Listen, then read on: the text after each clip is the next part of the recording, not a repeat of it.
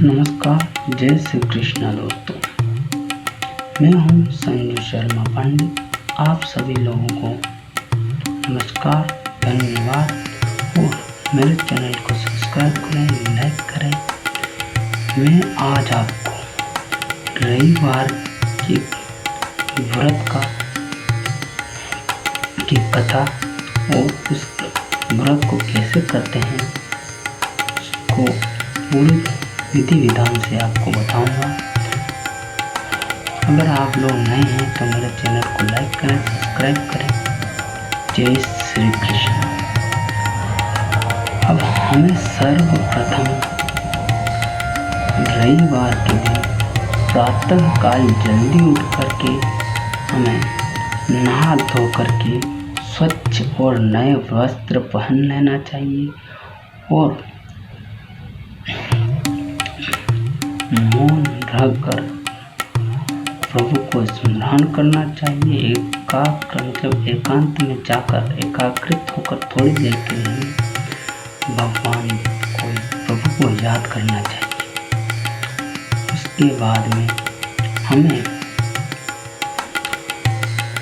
उस दिन केवल एक बार भोजन करना चाहिए और सूर्य अस्त होने से पहले सूरज की किरणों के रहते समय ही हमें फलाहार भी कर लेना चाहिए। सूर्यास्त होने के बाद हमें कुछ भी ग्रहण नहीं करना चाहिए। इस व्रत के करने के दिन हमें तेल, नमकीन इस प्रकार की चीज़ों का बहिष्कार करना चाहिए। वो चीज़ें हमें नहीं खाना चाहिए, जिससे इस व्रत की सफलता से हमारा मान सम्मान बढ़ता है और किसी भी प्रकार की हमें पीड़ा नहीं होती है। शत्रु का विनाश हो जाता है। और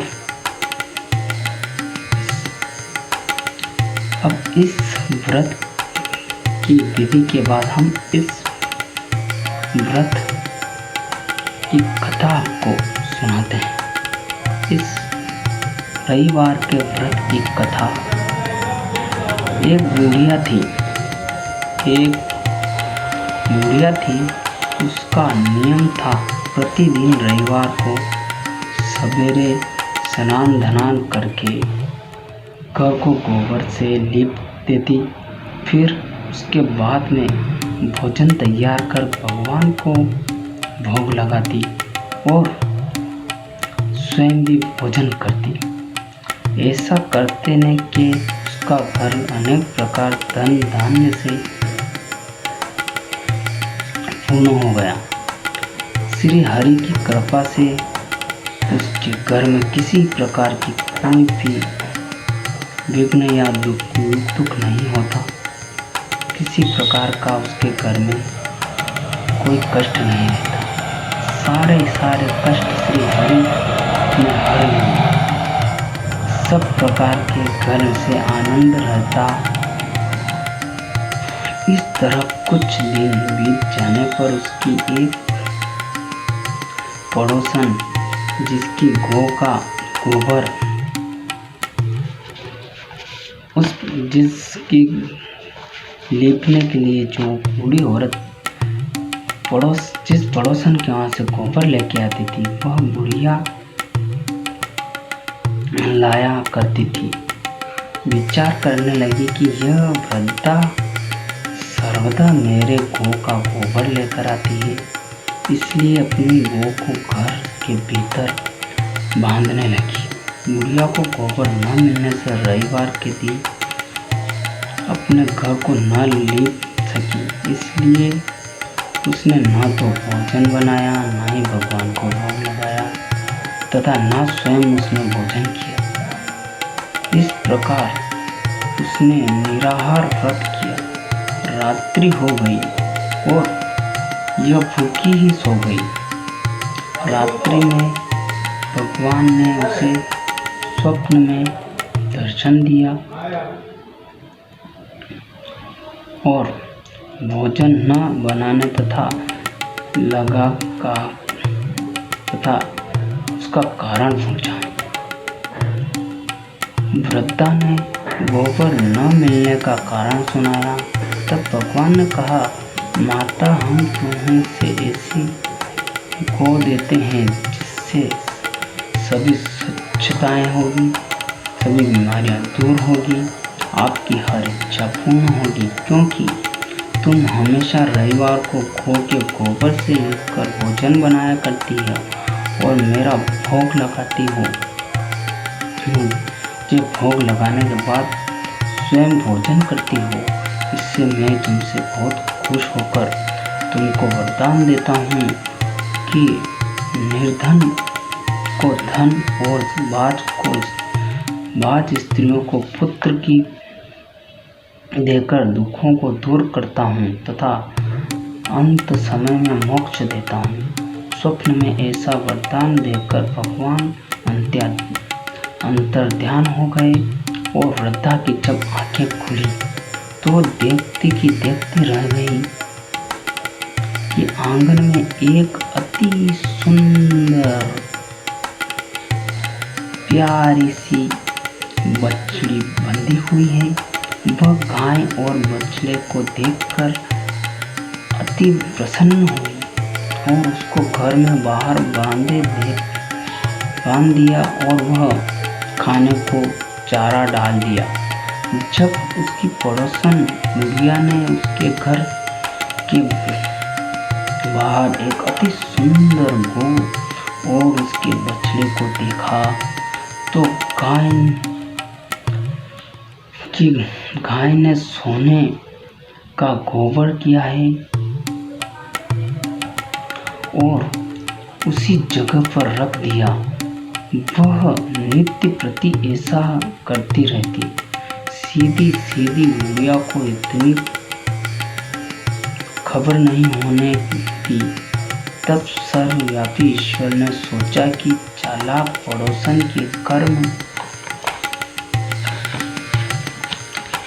जो पड़ोसन है उसके कर्म से बुढ़िया ठगी जा रही है। तो ईश्वर ने सांध्य के समय मतलब संध्या के समय, शाम के समय अपनी माया से बड़े जोर की आंधी चला दी। बुढ़िया ने आंधी के भय से अपनी गौ को भीतर बांध लिया। प्रातः काल जब वृद्धा ने देखा कि गौ ने तो सोने का गोबर दिया है तो आश्चर्यचकित रह गई। सीमा न रही कि वह प्रतिदिन गौ को घर के भीतर बांधने लगी। उधर पड़ोसन ने देखा कि बुढ़िया गाय को घर के भीतर बांधने लगी है और उसका सोने का गोबर उठाने का दाव नहीं लग रहा है और उसका सोने तो उसी तरह उसकी चालाकी भी नहीं चल रही है। तो वह ईर्ष्या करने लगी और दाह से जलने लगी। कुछ उपाय न देखकर पड़ोसन ने उस देश के राजा की सभा में जाकर के वहाँ के राजा से उसके पड़ोसन के एक वृद्ध के पास ऐसी गौ है जो आप जैसे राजाओं को योग्य है। वह नित्य सोने का गोबर देती है। आप उस सोने से प्रजा का पालन कर सकते हैं। वह वृद्धा इतने सोने का क्या करेगी। राजा ने यह बात सुनी, अपने दूतों को वृद्धा के घर से गौ लाने का उस गाय को मंगवाया। वृद्धा प्रातः ईश्वर का भोग लगाने भोजन ग्रहण करने ही जा रही थी कि राजा के सिपाही वहां पहुंच गए और गौ को खोलने लगे। वृद्धा काफी रोई, चिल्लाई, गिड़गिड़ाई, किंतु उन सिपाहियों ने उन राजा के सैनिकों ने उस बुढ़िया की एक न सुनी। उस दिन वृद्धा गांव के विभोग में भोजन ना खा सकी और रात भर रोती रही। ईश्वर को गांव पुनः पाने के लिए प्रार्थना करने लगी। उधर राजा गांव को देखकर उस गाय को देखकर अति प्रसन्न हुआ, लेकिन सुबह जैसे ही उठा सारा महल गोबर से भरा दिखाई देने लगा। राजा यह देखकर घबरा गया।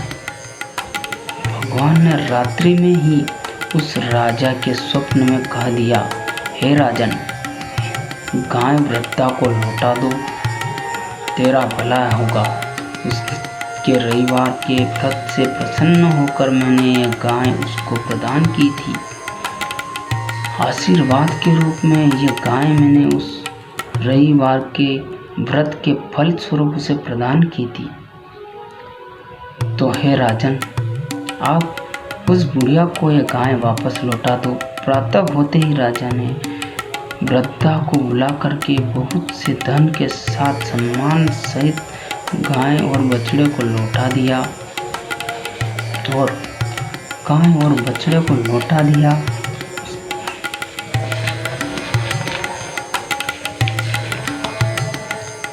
पड़ोसन को, जो पड़ोसन थी बुढ़िया की, उस पड़ोसन को कुछ समझ में नहीं आ रहा था कि क्या करें, ये क्या हो रहा है।